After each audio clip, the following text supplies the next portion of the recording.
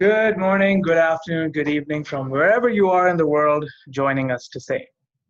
They say that a leader is a person you would follow only to a place that you wouldn't go to by yourself. And let me tell you something. The folks that I have on the line right now are folks who have been to some pretty scary places when it comes to cybersecurity situations. The next 30 minutes, I will be engaging them in a conversation on what C-suite can be looking at when it comes to the current world that we're living in, the pandemic of COVID-19. I have with me today Admiral Michael Rogers, Charles Blauner, Nadav Zafrir. And I want to thank the team from Team 8 for taking the time to ensure that this session could happen. I know there was a lot of last minute running around, but as they always say, well done is better than well said. We set the idea in our heads that we wanted to do this session, and well done, we're making it happen. Let's jump right into it without wasting any time. Charles, I'm going to begin with you. And I want everybody else to weigh in as well, but I'll direct the question first to you, Charles. Charles, you've been you've been a CISO of one of the biggest banks. And right now, you're beginning to observe how quickly these banks, financial institutions, large enterprises are adapting to new technologies and digitized technologies amidst the pandemic. More attacks, more reasons to protect yourself. Is this sudden rush something that is sustainable? And how can we ensure we remain proactive in our cybersecurity postures? So, first of all, thank you. I mean, I'm not used to being put in a company of an admiral and a general. As a person who's never followed anyone's orders ever, I was the CISO through a number of different crises at JP Morgan, Deutsche Bank, and at Citi. And so, like, at the core of your question is, has the job of the CISO changed at all as a result of COVID? And I'll tell you, it really hasn't. The core of the job of a CISO is to understand what their critical assets are and protect them everywhere to the best of your ability.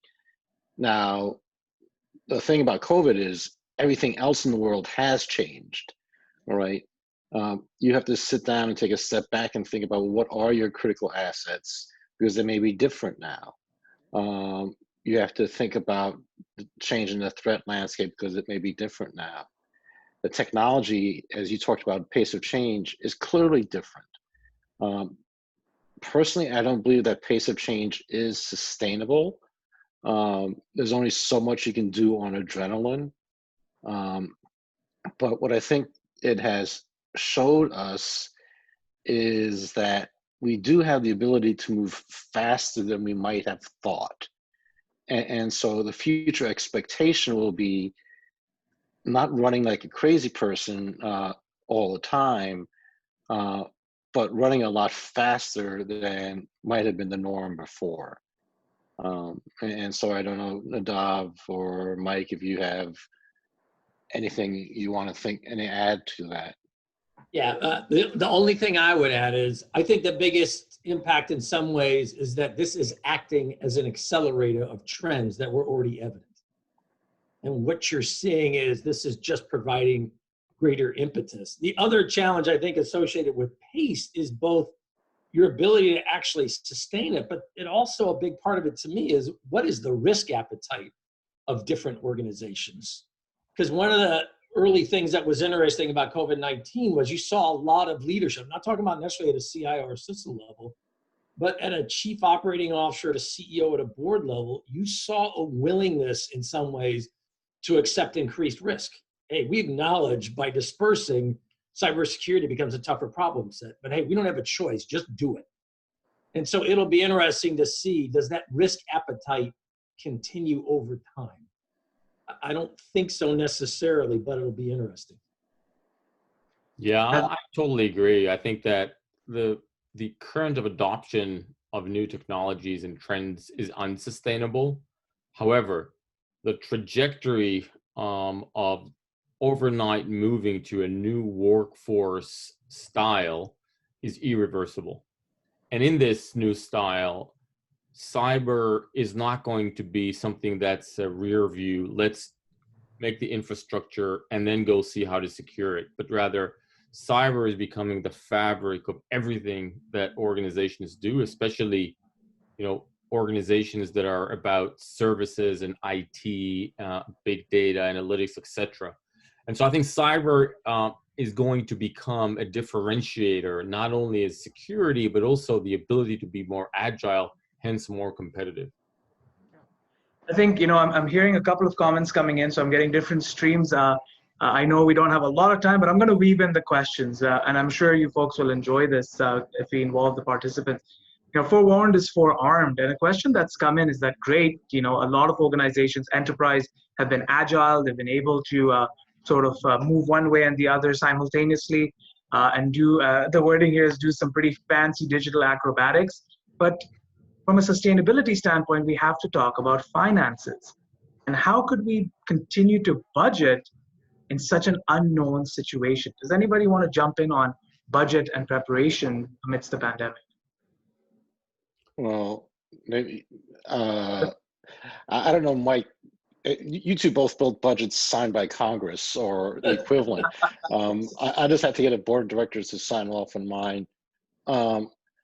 I think there's actually going to be a lot of variation depending on the industries that you're in. There are some industries like hospitality that the pain that they're feeling right now is quite honestly unimaginable without any short-term relief in sight. And so that's going to be a place where you're going to have to figure out just how to keep the lights on. But the reality is, if I talk to a lot of folks in some of the top tier banks and others, they're actually, they're not seeing budget reductions. For them, it's a question of how they're rebalancing, all right? The things that you thought were important before are going to be different. You may be making more investments now in automation. And making more investments in things that make your teams smarter, like lateral movement detection being something that you would do in your SOC. Those are the kinds of things that I think are going to still be at the portfolio in the front. Everything having to do with cloud is going to be accelerated investment. And honestly, that means there's going to be some underlying investment in identity. Because if you don't get that right, a lot of other things fall apart. And so it's going to be about rebalancing your what you've got, and also to some degree taking a step back and saying, okay, I spent X amount of money on pick your vendor of choice last year. Am I getting the most out of last year's investment also? And so I think a lot of companies will sort of take a step back and say, how do I maximize the investments I've already made? Yeah, I think that the challenge remains prioritization. And the challenge becomes now, so what's important now and in the future versus what was important to me 3 to 6 months ago?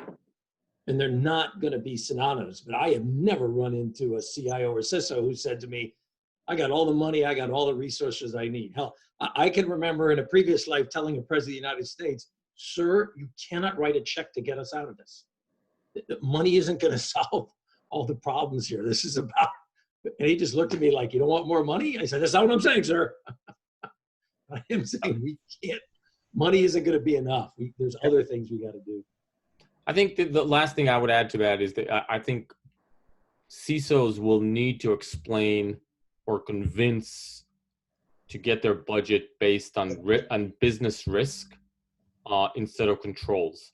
So I think in the fact it was, or CISO would walk in to the CFO or CIO or CEO or the board audit committee and say, here's how dangerous the world is, and so I need more people, more money, more attention.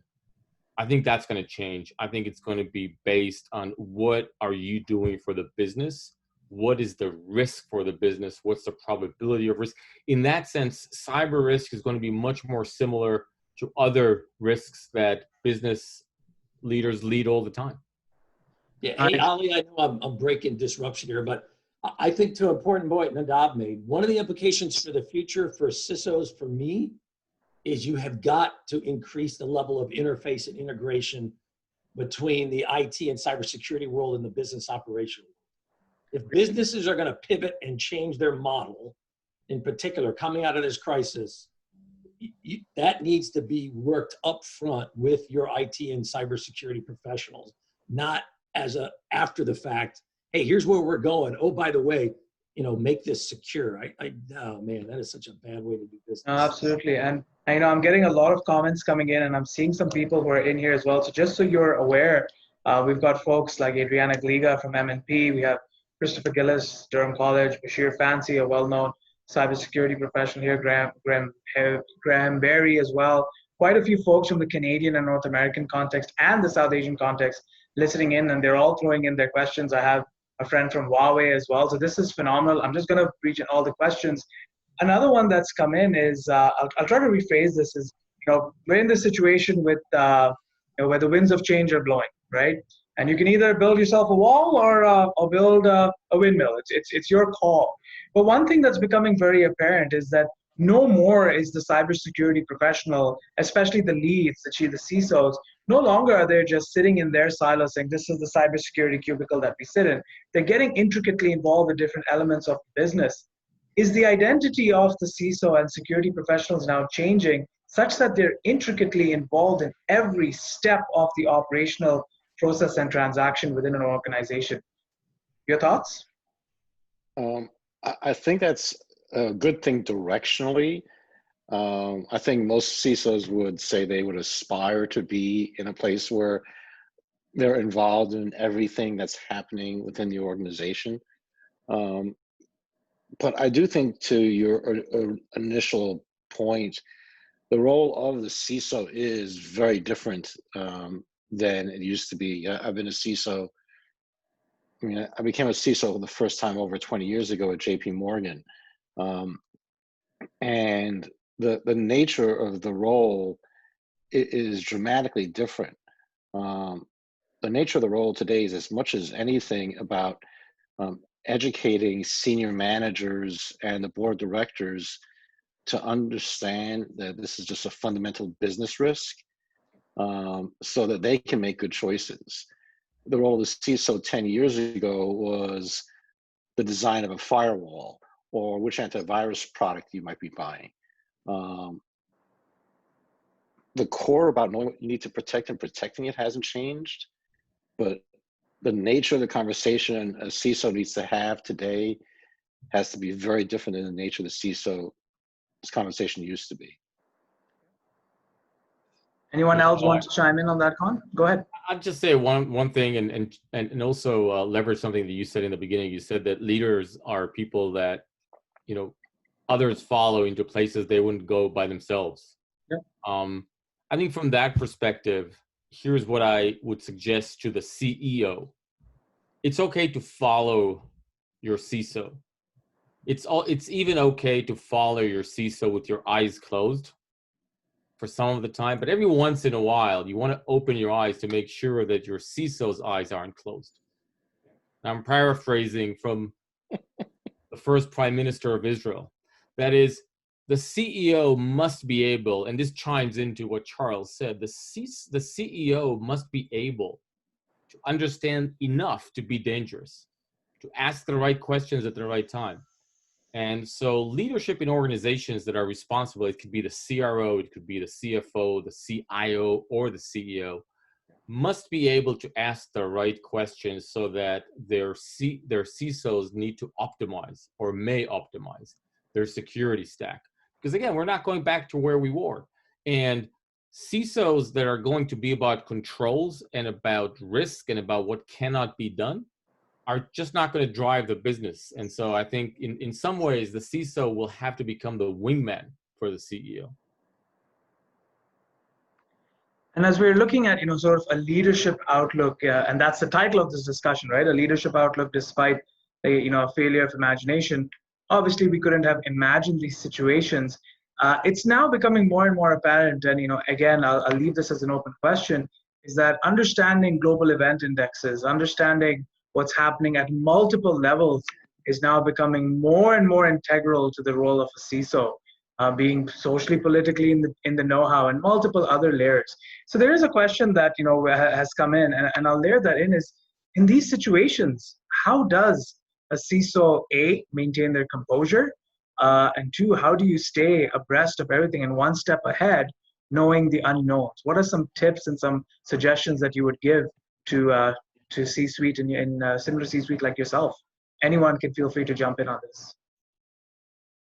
I'll jump in.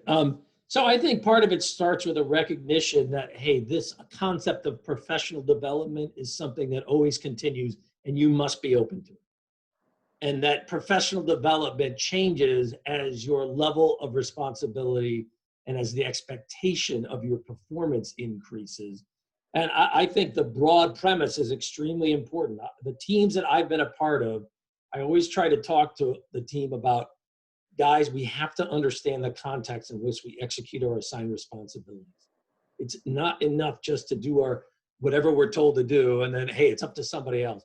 If we really want to be effective, if we really want to maximize our capabilities, if we want to exceed expectations, it's our ability to understand, which hopefully then leads to anticipation and insight. That's going to make us better at what we do. We'll generate more value if we can work like that. So I think that becomes very important. Yeah, I would add like three things for the CISOs, but I think this is generally true for leadership in this time. The first thing is every once in a while, zoom out. No pun intended, meaning it's so easy to get entrenched in the details and miss the big picture. You must zoom out every once in a while and ask yourself fundamental questions. What kind of business am I protecting? What is the business going through right now from many directions? Who might the adversaries be and how have they changed? What's happening with my team? How is my SOC operating when they can't sit in the same place face to face? How does that affect them? You must zoom out every once in a while, whether it's daily, weekly, monthly, or sometimes 5 times a day, and get the big picture. That's number one. Number two, don't underestimate the impact of working from home from a security perspective. We have gone from 5% of the workforce working remotely to 95% of the workforce. That's dramatic overnight. We haven't stress tested that. Yes, true, the foundations haven't broken, which is tremendously important and reassuring. However, we haven't stress tested this. And so now is the time, after we kept the light, we were able to keep the lights on. Now we have to look at the details. And then the last thing I would say on a personal level, look, this is a long haul. So for two things about that. One thing is language. If you're just sitting at home and doing the same schedule that you did when you were in the office, something is wrong because you're in a different situation. If you're using the same vocabulary, if you haven't made up new words to manage this situation, something is wrong. And then the last thing is sort of the most trivial, but many of us are not doing it, is you must take care of yourself. If you're not sleeping, if you're not eating, if you're not exercising, you're not going to come through the other side the way you want to. Thank you for that. And I believe this also ties into a comment that's just been made, is that moving into different scenarios doesn't change who you are as a person. It just changes the look that you have, or the view that you have outside of your window, which leads me to ask, from a perspective of right now, the C-suite, especially the CISOs, locked and grinding away at ensuring that the lights stay on, but they're secure while they're on, making sure communications are going out. There's a consistent bombardment of what they need to do in order just to keep the situation safe. What kind of resources do you recommend that C-suite and CISO should be looking at in terms of increasing their awareness and also making sure that they're being mindful of their environment? Any suggestions on resources? Anyone again? Mike, you want to start? I mean, go ahead, George. I don't know that you need to add resources. I mean, I do think right now it's actually a good time to opportunistically be hiring as a general rule, because there are going to be resources that may not have been in the market because of uncertainties that may become available. So you want to do that. But I think the question is really an incredibly broad one. What I would say you want to focus in on right now is just people who've got good common sense and business acumen, and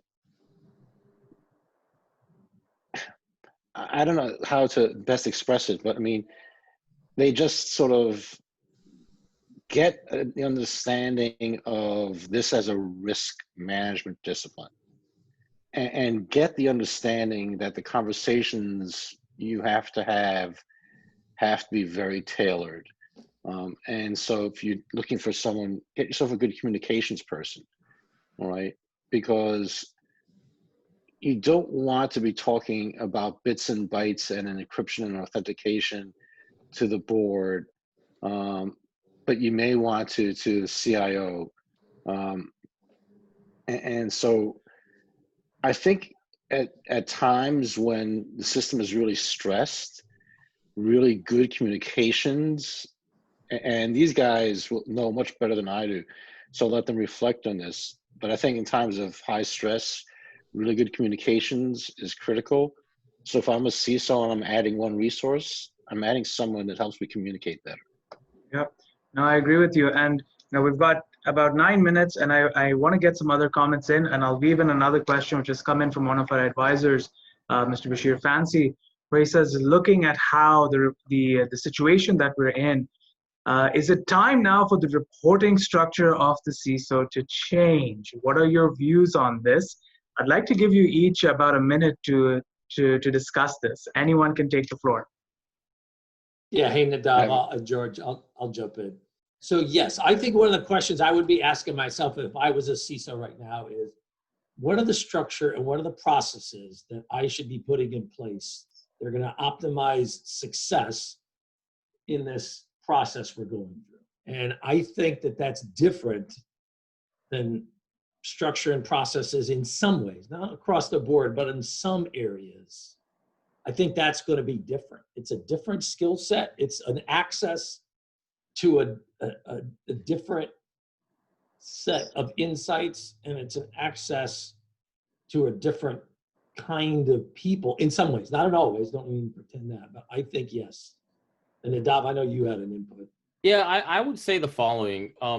One thing hasn't changed, and Charles said it before, which is the basics. You got to keep the basics, hygiene, etc. And you want to make sure that you don't fall on the little things, and those haven't become less important, but more important. Correct. That's not going to change. You just got to be super meticulous on maintaining that hygiene again and again and again and again, even more so than before.